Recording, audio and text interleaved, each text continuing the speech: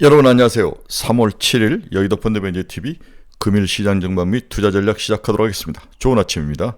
네, 주말의 시작입니다. 목요일부터 시작이죠. 네, 참 시간이 빠르게 가는 것 같습니다. 주식시장이 열리면 주식시장에 몰입하고 3시 반 끝나면 커피 한 잔 마시고 좀 있으면 5시 나오면 퇴근 준비하고 집에 오면 또 주식 공부하고 이게 이제 다람쥐 쳇바퀴 돌듯이 도돌인데 다만 삶이 좀 심플해질 때 이제 집중력이 생기는 거죠. 지금 주식에서 돈 벌어야 될 때지 술 마시고 놀 때는 아닌 것 같습니다. 어제 바이오로 시장이 이제 확산이 되죠. 확산. 바이오와 방산.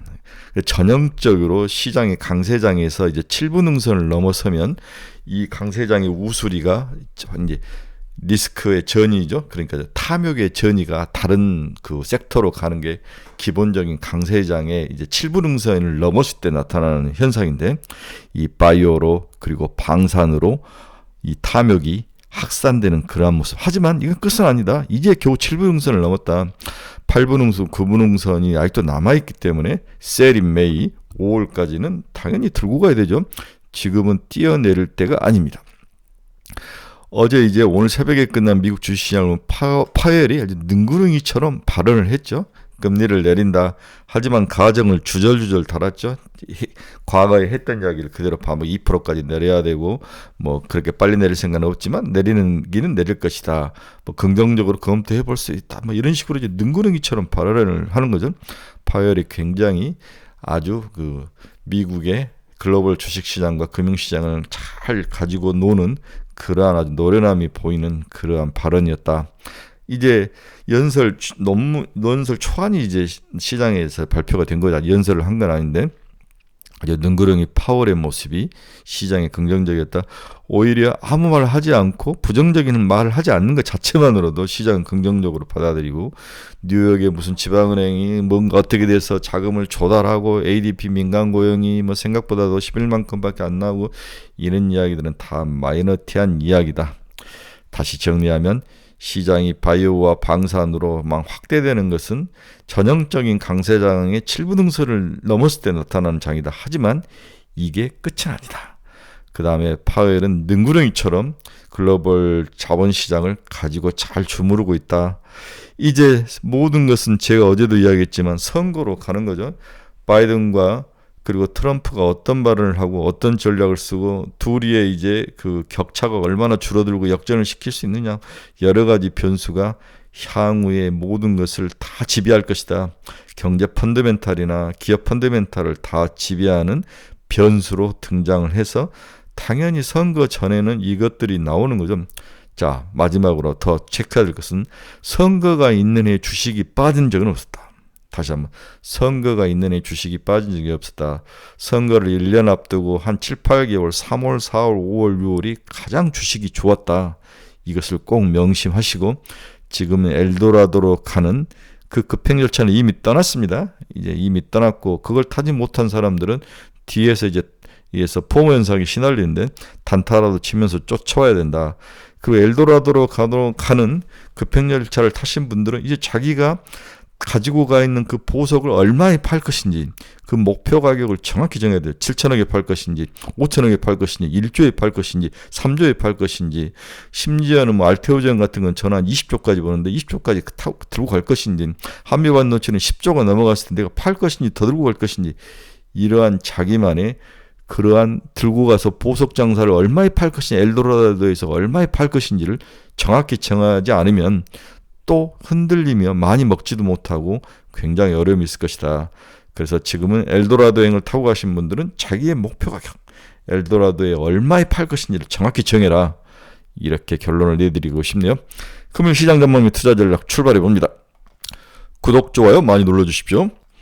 아직 뭐 끝나기 한 30분 정도 남았는데 다우는 플러스 0.1, 나스닥은 플러스 0.43, S&P는 플러스 0.3인데 문제는 올라가다가 이제 끝마무리가 좀 조정을 받으면서 내려왔다는 거죠. 네, 이 부분이 상당히 마음이 걸리지만 뒤에서 내약제 엔비디아, AMD 뭐 이런 종목들, 우리의 전통적인 우방 종목들이 아주 강하게 잘 버티고 있다. 이런 것들은 위로가 되지만 반대편에 있는 테슬라라든지 애플이라든지 이런 종목들은 오늘도 얻어 터지는 그러한 아주 극명한 차별 현상이 나타나죠. 어제도 이야기했지만 기술의 진보나 세상이 변할 때 승자와 패자가 갈리더라. 기존의 승자가 패자로 가고 기존의 인류가 인류로 가는 그러한 변화의 시기. 자본주의도 마찬가지죠. 뭐 6.25 전쟁이 일어나거나 혁명이 일어나거나 뭔가 일어났을 때 사회에서 부자가 나타나고 기존 부자들이 부를 뺏기고 이러한 급격한 세상을 좀 흔들어 놓는, 그러고 보면 세상은 참 공평한 거죠. 그래서 머리가 좋고 세상 변화를 잘 읽은 사람이 부를 가질 수 있고 권력을 가질 수 있고 새로운 10년을 대비할 수 있을 것 같습니다. 결국 보면 너무 그 캐시카우를 가지고 있는 업종들이 다 마탱가리가 가는 것 같아요. 구글, 애플, 테슬라, 캐시카우, 삼성전자. 대신 막 허덕이고 생존에 좀 왔다 갔다 하는 SK 하이닉스, AMD, 엔비디아 이런 기업들이 또 새로운 메타 이런 기업들이 또 새로운 것들을 또 움켜잡고 참 이 세상에 부라는 것은 정말 우리가 예측할 수 없는 그런 것 같아요. 저는 지금의 삼성전자는 캐시카우가 너무 많기 때문에 나오는 현상이다. 그리고 저도 삼성에서 오랫동안 근무를 했는데 삼성이 저일 때만 인재 제일주의지 않습니까? 네, 지금은 떠나든지 말든지 사람을 잡지 않는다고 그래요. 효율성을 너무 중시하기 때문에 이러한 것들이 인재들이 떠나는 모습. 그러니까 새로운 것들이 창출되지 않죠. 네. 어떻게 보면 저는 아주 과격하게 여러분이 이야기했지만 삼성이 망해야 우리나라에는 새로운 것이 일어날 수 있다. 물론 삼성이 망하면 안 되죠. 한 10년은 고생을 할 수 있는데 그러나 노키아의 케이스를 봐라. 핀란드가 노키아가 망하면서 새로운 스타트업들이 무구죽순처럼 생기면서 오늘날 핀란드를 인터넷 뭐 스타트업의 강국으로 만들지 않았느냐. 역설은 항상 있는 거죠. 그런 면에서 삼성은 좀 위기로 가야 되는 게 아니냐. 물론 삼성전자 가지고 계신 분들한테 미안한 얘기지만 삼성이 위기에 가서 벼랑 끝에 봉착을 해야 새로운 것을 발견하고 만들어낼 수 있을 것이다. 이런 생각도 좀 해봅니다. 근데 오늘 시장 키포인트 한번 봅시다. 미국 2월 ADP 민간 고용 14만 건 예상을 하했죠. 파월 연내 금리 인하, 미국 10년물 국채금리가 하락을 했습니다. 아주 여우 같죠. 파월이 아주 노련해졌습니다. 베이지북, 미 경제성장 긍정적으로 전망, 상업용 부동산 우려가 있다. 이 상업용 부동산, 중국이 부동산으로 망한다는 이야기는 한 20년째 듣고 있는 거죠. 많은 그 유튜버 중에서 중국이 망한다라고 많이 하는데, 네, 저 중국 망한다는 이야기 30년 전에부터 들었습니다. 캐나다 중앙은행 5회 연속 금리 동결, 금리 인하 시기상조다. 헤일리가 미 공화당 후보로 사퇴를 했네요. 바이든과 트럼프의 리턴 배치인데 5% 차이인데 이 5%를 얼마나 줄일 것이냐. 이게 이제 향후 6개월, 7개월간의 싸움인데 바이든이 줄일 것이냐, 트럼프가 더 넓힐 것이냐. 미국의 여러 가지 블룸버그 뉴스를 보면 바이든이 너무 인심을 많이 잃은 것 같아요. 이 정부가. 그리고 빈익빈 부익부가 너무 심한 면도 있고 그래서 이렇게 못 사는 층이 오히려 트럼프 쪽에 붙는 그러한 모습도 많이 나타나더라. 거기에 중산층도 바이든에 좀 등을 돌리는 트럼프가 우세할 가능성. 그러면 여기서 이제 우리가 가정을 해볼게. 기존에 중국을 때리고 북한과 친하고 그 다음에 뭐 성장주를 좀 때리고 기존 내연기관이나 이런 것들을 갔는데 또 앨런 머스크하고 만났어요. 앨런 머스크한테 정치자금을 좀 달라고 했던 것 같은데 그렇다면 전기차는 의외로 또 풀리는 거 아니야 이런 생각도 드는데 트럼프는 우리와 생각과 반대로 갈 확률이 높아 보인다. 저는 이렇게 생각을 하는 거죠.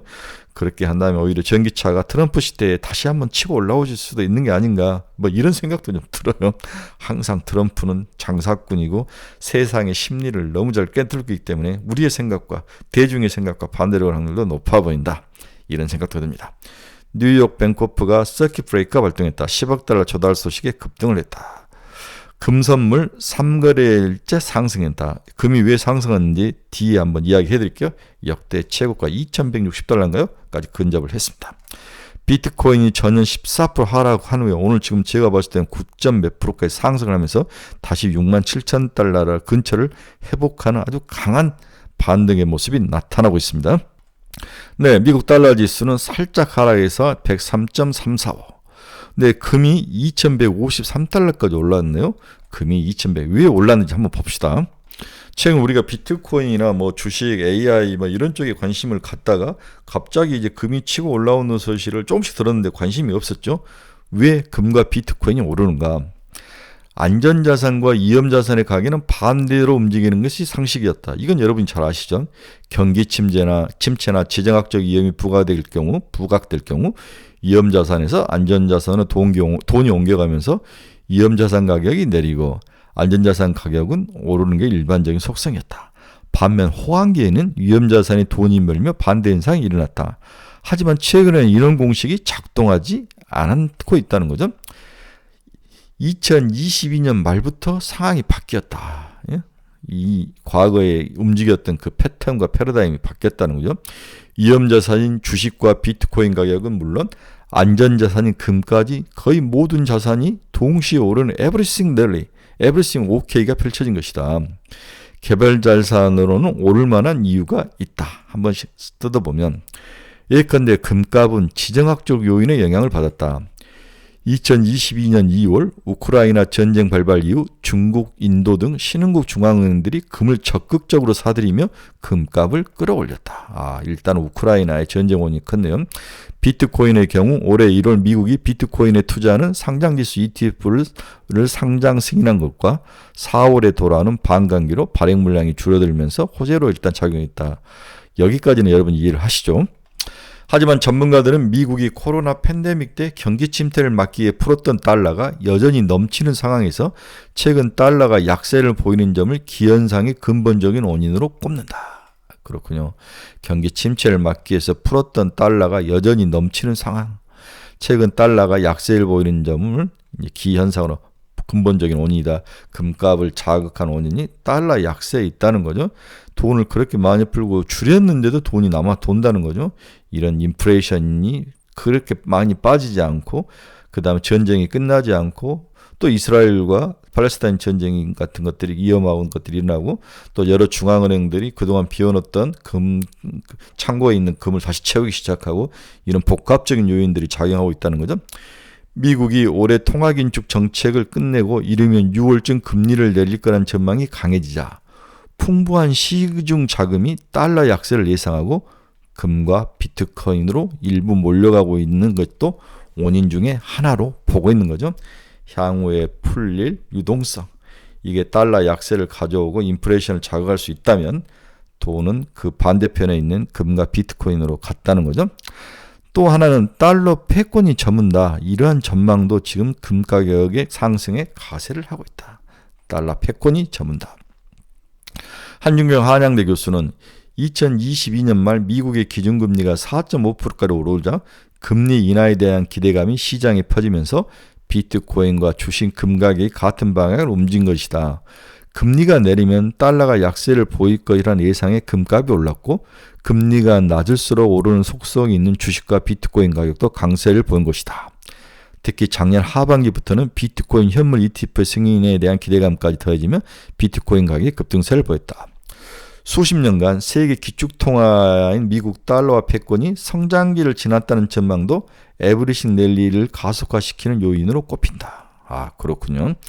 미국 정부의 과도한 부채 때문에 달러에 대한 불신이 커지고 있다는 것이다. 이건 뭐 옛날부터 다 나와있던 이야기인데 뱅크 오브 아메리카 수석 투자 전략가 마이크 하트넷은 최근 투자자 메모에서 미국 정부의 빚은 100일마다 1조 달러씩 증가하고 있다. 달러 대체제인 금과 비트코인의 가치가 사상 최고치에 다다르는 것은 당연한 일이다. 결국 풀린 유동성이 많이 걷어들였지만 여전히 남아있고 향후에는 이제 금리를 내리면서 돈을 더 풀 수밖에 없는 것, 달러의 가치가 내려갈 수밖에 없는 구조, 이런 것들을 방어하기 위해서 금과 비트코인 쪽으로 돈이 몰리고 있는 게 아니라 발빠른 자산가들이 움직이고 있다. 여기에 달러 패권이 서서히 힘이 약화되는 거, 앞으로 약화될 수밖에 없는 그런 과정들이 금과 비트코인을 자극을 하고 있다. 거기에 중앙은행이 비워놨던 금을 채우는 것도 영향을 미치고 전쟁이 끝나지 않는 것도 영향을 미치고 이런 여러 요인들이 금이라는 자산까지도 움직이는 거죠. 제가 앞에서 이야기했지만 이제 이 탐욕이 주식의 7분 운선을 넘어오고 그 다음에 주식에서 소외받았던 바이오, 방산, 금까지도 이제 이미 비트코인은 주류 자산으로 들어왔으니까 이렇게 움직이는 놀라운 모습을 보여주고 있다. 이게 이제 어떤 모습으로 갈지는 봐야 되는데 이게 이제 결국 버블을 만드는 아주 핵심적인 요인 거죠. 전이와 확산은 버블의 가장 큰 특징입니다. 그래서 금 가격은 2,000달러에 움직이다가 2,152달러까지 치고 올라가는 모습이 최근에 나타나는 원인을 한번 파악을 해봤습니다. 오늘 WTI 한번 봅시다. 1.07% 상승 78.99달러. 네, 미국 2년짜리는 4.564, 1.2bp 상승을 했습니다. 10년짜리는 4.110, 2.8bp 하락. 10년은 하락, 2년은 상승. 서로 엇갈린 모습인데 크게 움직이지는 않았네요. 이렇게 금리가 어느 정도 안정을 찾는 게 현재 성장주들의 랠리에 동력이 되고 있는 것도 사실이다라고 봐야 될 것 같아요.